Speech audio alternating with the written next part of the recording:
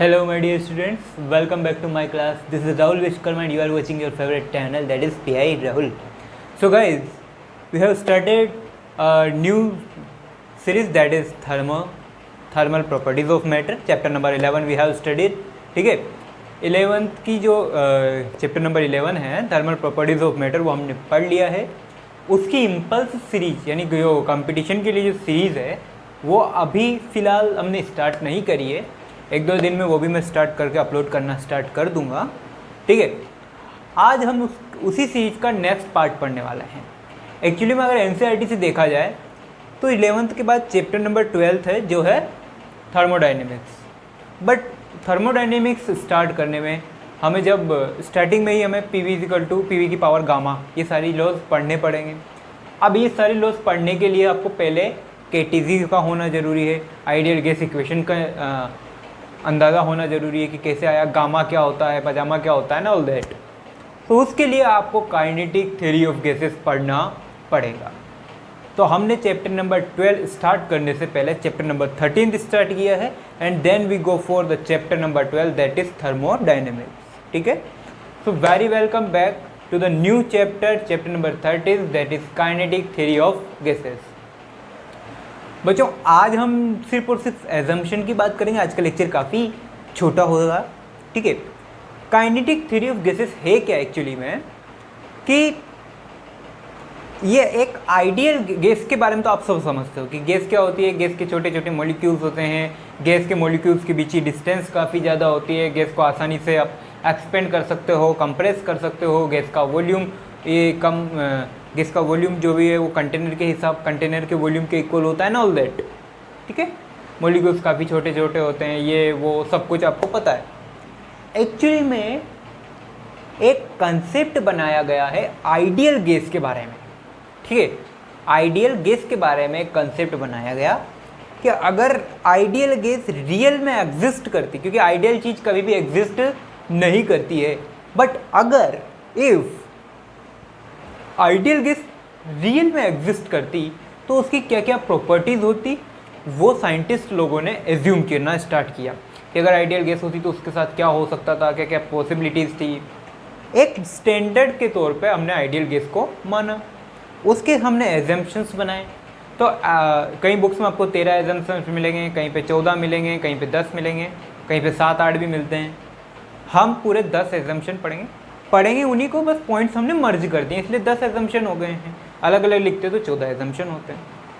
तो basically kinetic theory क्या relate करती है, kinetic theory of gases relate the macroscopic properties to the microscopic properties. अर्थात molecules के प्रेशर, टेम्परेचर, मतलब किसी भी मॉलिक्यूल या कोई भी गैस है, उस गैस के मॉलिक्यूल का प्रेशर, टेम्परेचर, उसी गैस के मॉलिक्यूल की काइनेटिक एनर्जी है ना, वॉल्यूम, डेंसिटी, इनसे किस तरीके से रिलेट करता है, वो चीज़ हम काइनेटिक थ्योरी के अंदर पढ़ने वाले हैं. कि अगर कोई भी मॉलिक्यूल है, मान लो, ठीक है, suppose there is a container in which the circles are shown for molecules. ठीक है, सिर्फ एक जनरल एग्जांपल के तौर पे मैंने बनाया, वैसे ज़रूरत है नहीं.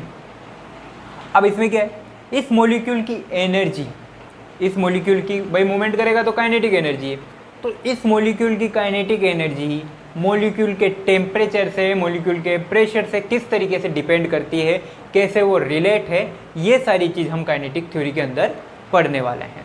ठीक है, तो काइनेटिक थ्योरी का कोई बेसिक एक्सपेरिमेंट नहीं किया गया. ये अलग अलग लोगों से अलग अलग एजम्पशन माने गए, वो एजम्पशन को ही हमने आइडियल गैस की प्रॉपर्टीज़ के रूप में कंसिडर कर लिया. तो पहली प्रॉपर्टी क्या है, the first one is ideal gas consist extremely small particle that is known as molecules of gases and this are identical, spherical, rigid and point mass. Meaning, अरे भाई गैस में गैस जो है वो छोटे छोटे बहुत ही छोटे छोटे पार्टिकल से मिलकर बनी हुई होती है, और उन पार्टिकल को क्या बोलते हैं, मॉलिक्यूल बोलते हैं. अब मॉलिक्यूल्स कैसे होते हैं, आइडेंटिकल होते हैं. आइडेंटिकल का मतलब सभी की शेप्स जो है वो सेम है, यानी अगर सब एक स्पेयर में तो बाकी सारे मॉलिक्यूल्स भी कैसे होंगे, स्पेयर्स में होंगे. इस तरीके से स्पेरिकल्स होते हैं. रिजिड का मतलब, आइडेंटिकल, स्पेरिकल का मतलब क्या है, सबकी साइज सेम है. स्पेरिकल का मतलब सब स्पेयर की फॉर्म में होते हैं। रिजिड का मतलब क्या होता है? रिजिड आप रोटेशनल मोशन में पढ़ लिए होंगे, नहीं पढ़े होंगे तो हमारे चैनल पर जब रोटेशनल स्टार्ट होगा तब मैं आपको बताऊंगा, पर फिलहाल आइडिया दे देता हूँ। रिजिड क्या होता है? जिसकी लेंथ या साइज में आप चेंज ना कर पाओ, जिसकी साइज में आप चेंज ना कर पाओ, जो फिक्स रहे उसे बोलते हैं रिजिड। तो इनकी साइज में आप चेंज नहीं कर सकते। एंड पॉइंट मास का मतलब बिल्कुल लो लेवल का मास होता है, बहुत कम मास होता है। जैसे आप पढ़ते हो ना पॉइंट चार्ज, उसी तरीके से होता है पॉइंट मास। ये मैंने आपको क्लास 11 के chapter number 5 laws of motion के फर्स्ट लेक्चर में मैंने बताया है पॉइंट मास के बारे में।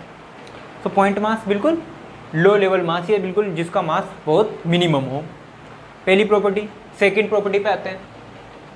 There size is negligible in comparison to intermolecular distance. इनकी साइज इतनी छोटी होती है, इतनी छोटी होती है कि अगर दो मॉलिक्यूल के बीच की डिस्टेंस के साथ में कंपेयर किया जाए तो बिल्कुल क्या होती है? बिल्कुल नेग्लिजिबल है। याद है पॉइंट, मैंने पहले बोला है कि ये क्या है? Point mass. और पॉइंट मास किसके ऊपर डिपेंड करता है? डिस्टेंस के ऊपर।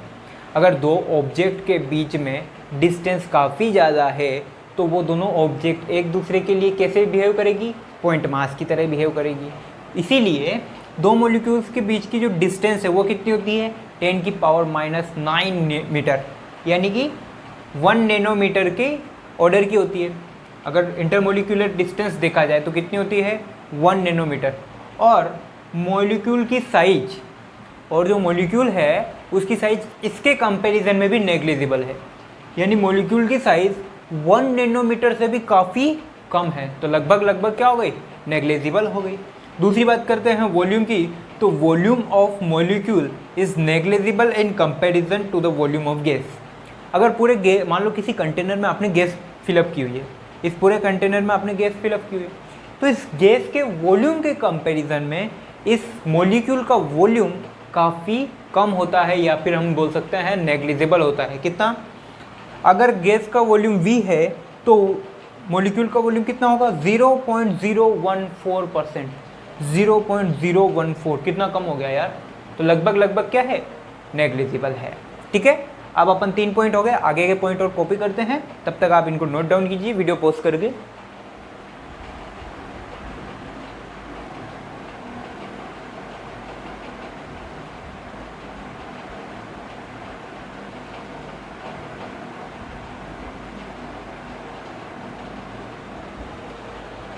ओके गाइस, सो हमने 3 प्रॉपर्टी कंसीडर कर ली है। नेक्स्ट एजम्पशन पे आते हैं। Assumption number 4, what is this? Molecule in gas always keep moving randomly in all possible direction with all possible velocities, means its speed में lie between 0 to infinite. Meaning क्या है इस बात का? इस बात का कहने का मतलब ये है बच्चों कि गैस के मॉलिक्यूल हमेशा कंटेनर में रेंडमली मूवमेंट करते रहेंगे। ऐसा नहीं है कि एक पर्टिकुलर मॉलिक्यूल एक फिक्स डायरेक्शन में जाएगा, नहीं, कोई भी मॉलिक्यूल रेंडमली किसी भी डायरेक्शन में मूवमेंट कर सकता है। यानी कि हर एक मॉलिक्यूल जितनी भी पॉसिबल डायरेक्शन हैं, सभी पॉसिबल डायरेक्शन में मूवमेंट कर सकता है। उसकी स्पीड फिक्स होगी? बिल्कुल नहीं। 0 से लेके इनफाइनाइट तक वो हर एक स्पीड के साथ में मूवमेंट कर सकता है। तो अगर एक किसी पर्टिकुलर मॉलिक्यूल को पकड़ लो और उससे बोलो कि तेरी स्पीड क्या है, तो वो क्या बोलेगा? मेरी स्पीड 0 से लेके इनफाइनाइट कुछ भी हो सकती है, निकालना चाहो तो निकाल लो। सो मॉलिक्यूल जो है वो रेंडमली कंटेनर में मूवमेंट करता रहेगा, हर एक पॉसिबल डायरेक्शन में वो मूवमेंट करेगा और हर एक पॉसिबल वेलोसिटी के साथ में वो मूवमेंट कर देगा। और उसकी वेलोसिटी क्या हो सकती है, या उसकी स्पीड जो है वो 0 से लेकर इनफाइनाइट तक कुछ भी हो सकती है। ऐसा कोई फिक्स नहीं है कि यार आइडियल गैस के मॉलिक्यूल इस फिक्स वेलोसिटी के साथ में मूवमेंट करते हैं, बिल्कुल नहीं। आइडियल गैस के मॉलिक्यूल किसी भी वेलोसिटी के साथ में किसी भी डायरेक्शन में जा सकते हैं। Assumption number 5, molecules keep on colliding among themselves as well as with the walls of container vessel and these collisions are perfectly elastic. Meaning पढ़ेंगे एक बार और, molecules keep on colliding among themselves as well as with the walls of containing vessel and these collisions are perfectly elastic. Meaning, अरे भाई अब आपने बोला कि molecule randomly कहीं पे भी मोशन कर सकता है, दूसरा मॉलिक्यूल भी रेंडमली कहीं भी मोशन करेगा, तो जाहिर सी बात है कि अगर दो रेंडमली चलेंगे तो टकराएंगे ज़रूर, कोलाइड करेंगे, कंफर्म करेंगे। और अगर कोलाइड करेंगे तो इनकी कोलाइड जो नेचर है वो कोलाइडिंग नेचर कैसी होती है, परफेक्टली इलास्टिक। मीनिंग कि अगर ये टकराने के बाद ना तो इनकी स्पीड में कोई चेंज आएगा, टकरा के निकल गए, तो ना तो इनकी स्पीड में कोई चेंज आएगा, भाई ऐसा भी नहीं कि स्पीड डिक्रीज हो गई या इंक्रीज हो गई, ऐसा भी नहीं होगा। दूसरी चीज़, ना ही इनके टकराने के बाद ना तो इनकी स्पीड में चेंज आएगा और ना ही इनकी किसी एनर्जी में चेंज आएगा। जिस एनर्जी के साथ में पहले चल रहा था, टकराने के बाद भी उसी एनर्जी के साथ में चलेगा। लेकिन रियल में ऐसा पॉसिबल नहीं है। ये किसके लिए बात कर रहे हैं हम, आइडियल गैस के लिए बात कर रहे हैं, ठीक है। तो molecules keep on colliding among themselves, वो खुद आपस में भी टकराएंगे as well as with the walls of containing vessel, और जिस वेसल में, जिस कंटेनर में आपने उसे रखा हुआ है, उस कंटेनर की वॉल्स से भी तो टकराएंगे भाई। सपोज आपने सिलेंडर लिया, सिलेंडर में गैस फिलअप कर दी, तो सिलेंडर की दीवारों से, सिलेंडर की सरफेस से भी तो गैस के मॉलिक्यूल टकराएंगे भाई, आपस में टकराएंगे, साथ ही सरफेस से भी टकराएंगे। तो जब भी टकराएं, चाहे वो खुद आपस में टकराएं, चाहे मॉलिक्यूल्स सरफेस से टकराएं, बट टकराने के बाद उनकी कोई भी वेलोसिटी में चेंज नहीं होगा, उनकी कोई एनर्जी में चेंज नहीं होगा, दे वर परफेक्टली इलास्टिक, ठीक है। सेकेंड चीज, next one, time taken in this collisions is negligible comparison to time taken spent in successive collision. Meaning, अगर दो मॉलिक्यूल के बीच में टकराने का जो टाइम है वो इतना कम होता है कि वापस से जब वो दोनों मॉलिक्यूल वापस टकराएंगे, मान लो अभी टकरा गए, थोड़ी देर के बाद वापस वही दो मॉलिक्यूल फिर टकराए, तो जो सक्सेसिव कोलिजन में जो टाइम लगेगा ना, वो जो है उन दो मॉलिक्यूल के टकराने के टाइम के कंपैरिजन में काफ़ी ज़्यादा होगा, ठीक है।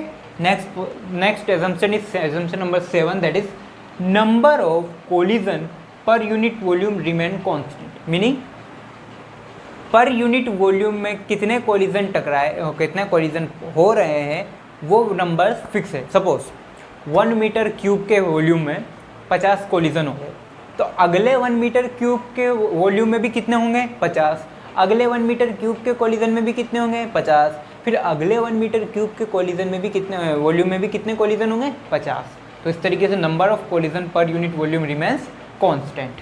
नेक्स्ट एजम्पशन इज 8 और 9 को अपन समझ लेते हैं।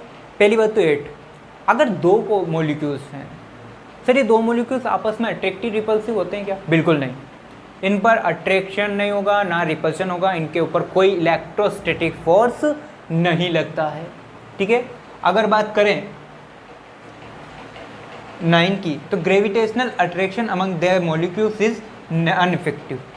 अच्छा सर, अगर अट्रैक्शन रिपल्सन नहीं लग रहा है, मान लो आपने बोला तो हमने बोल लिया कि इलेक्ट्रोस्टैटिक फोर्स भी नहीं लग रहा है, अट्रैक्शन रिपल्सन नहीं हो रहा है, तो क्या ग्रेविटेशन भी नहीं हो रहा होगा, तो बिल्कुल नहीं। आइडियल गैस को ऐसा माना गया कि इनको ग्रेविटी से फ्री रखा गया है, जैसे स्पेस में रहता है। सपोज स्पेस में कोई भी ऑब्जेक्ट आप स्पेस में लेके जाओ, वो रेंडमली मूवमेंट करेगी, तो बिल्कुल आइडियल गैस के मॉलिक्यूल को भी उसी कंसेप्ट पे एज्यूम किया गया। उन्होंने ये एज्यूम किया कि यहाँ पर ग्रेविटी का कोई फर्क नहीं है, ग्रेविटी से ये अनअफेक्टेड है, ठीक है। तो गैस के मॉलिक्यूल्स क्या है, ग्रेविटी से अनअफेक्टेड है। उसके पीछे का रीज़न भी है क्या, कि इनका जो मॉलिक्यूल है, मॉलिक्यूल का मास आपने बहुत कम माना, ऊपर से इनकी वेलोसिटी काफ़ी ज़्यादा होगी, भाई वो गैस के मॉलिक्यूल है तो स्पीड तो ज़्यादा होगी, और मास आपने वैसे ही कम माना। और ग्रेविटेशनल अट्रैक्शन या gravitational force is directly proportional to mass. अगर मास नेग्लिजिबल है तो ग्रेविटेशनल फोर्स भी क्या होगा, नेग्लिजिबल होगा, तो gravitational attraction will be unaffected. ये हो गई 9 आपके एजम्पशन। लास्ट एजम्पशन बात करते हैं, assumption number 10।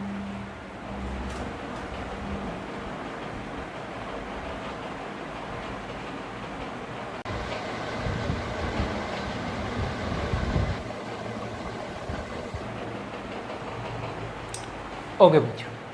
The next assumption is assumption number 10, that is molecule constantly collide with the walls of container due to which their momentum get changed and this change in momentum transfer to the walls of the container walls of the container and consequently a pressure is exerted on the container walls. Meaning क्या है बच्चों, सुनो, अगर सुनना समझना बात को, suppose this is a container, okay,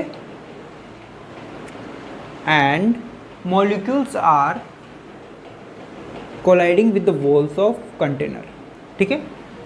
अब अगर मॉलिक्यूल इस वॉल पर टकरा रहे हैं तो सर आपने बोला कि स्पीड में कोई चेंज नहीं, तो वेलोसिटी में कहाँ, मोमेंटम में कैसे चेंज होगा? अरे गधों, स्पीड में चेंज नहीं है लेकिन वेलोसिटी में तो चेंज आएगा भाई। जो डायरेक्शन बदली तो वेलोसिटी में चेंज आएगा यार, ख़त्म। अब टकराने के बाद वेलोसिटी में चेंज आएगा, वेलोसिटी में चेंज भाई, टकराने के बाद डायरेक्शन चेंज हो जाएगी। मान लो ये ऐसे आ रहा था अब ऐसे निकल गया तो डायरेक्शन चेंज हो गई, डायरेक्शन चेंज होते वेलोसिटी चेंज हो गई। अब वेलोसिटी में चेंज आते ही साथ मोमेंटम में भी चेंज आएगा। और ये मोमेंटम में चेंज किसकी वजह से आया? दीवार पर टकराने की वजह से। मॉलिक्यूल जब दीवार से टकराया, मॉलिक्यूल जब कंटेनर वॉल से टकराया, वैसे ही उसके मोमेंटम में चेंज आया। और मोमेंटम में चेंज का मतलब फोर्स आ गया। मोमेंटम में चेंज का मीनिंग क्या? फोर्स आ गया। तो इस वजह से आप क्या बोल सकते हो कि ये मॉलिक्यूल्स कंटेनर की वॉल पर क्या लगाते हैं? एक फोर्स क्रिएट करते हैं। ये सभी मॉलिक्यूल क्या करते हैं? कंटेनर की दीवार वॉल पर एक फोर्स एक्सर्ट करते हैं। और फोर्स पर यूनिट एरिया क्या कहलाता है? फोर्स पर यूनिट एरिया क्या कहलाता है? प्रेशर कहलाता है। तो आप ऐसा कह सकते हो कि सभी मॉलिक्यूल कंटेनर की दीवार पर क्या एक्सर्ट करते हैं? प्रेशर एक्सर्ट करते हैं। ख़त्म, इतना सा काम है भाई। देखो, अगर वेलोसिटी पे चेंज आ रहा है तो मोमेंटम में चेंज आ रहा है, मोमेंटम में चेंज आ रहा है इसका मतलब फोर्स डेवलप हो रहा है, और फोर्स डेवलप हो रहा है तो पर यूनिट एरिया क्या होता है? Force per unit area pressure. तो हर एक यूनिट एरिया पर मॉलिक्यूल क्या लगाते हैं? एक कांस्टेंट प्रेशर लगाते हैं। क्या लगाते हैं? एक कांस्टेंट प्रेशर लगाते हैं। नेक्स्ट है density of gas constant is density of gas molecule या density of gas is constant at all point of container. मतलब हर एक पॉइंट पर, एक कंटेनर की हर एक पर्टिकुलर पर यूनिट वॉल्यूम पर इसकी जो डेंसिटी है वो क्या रहेगी? फिक्स। क्यों? अरे भाई डेंसिटी का फॉर्मूला बोल। Density is equal to mass upon volume, mass upon volume. अब तूने स्टार्टिंग में फर्स्ट पॉइंट में क्या बोला कि जो मॉलिक्यूल है वो आइडेंटिकल है। आइडेंटिकल का मतलब शेप भी सेम है, साइज भी सेम है और मास भी सेम है। तो मास तो सबका क्या हो गया? फिक्स हो गया। पर यूनिट वॉल्यूम फिक्स हो गया, तो डेंसिटी भी फिक्स हो गई। तो डेंसिटी हर एक यूनिट वॉल्यूम में डेंसिटी क्या होगी? कांस्टेंट होगी। ख़त्म, ठीक है। तो गाइस आज का लेक्चर यहीं फिनिश करते हैं, ठीक है। एक बार आप चाहो तो कॉपी कर सकते हैं दोनों पॉइंट वीडियो पॉज करके। क्लियर दिखाई दे रहा है क्या? Exactly, okay sir. तो गाइस ये एजम्पशंस है। आज के लेक्चर में हम इतना ही पढ़ेंगे।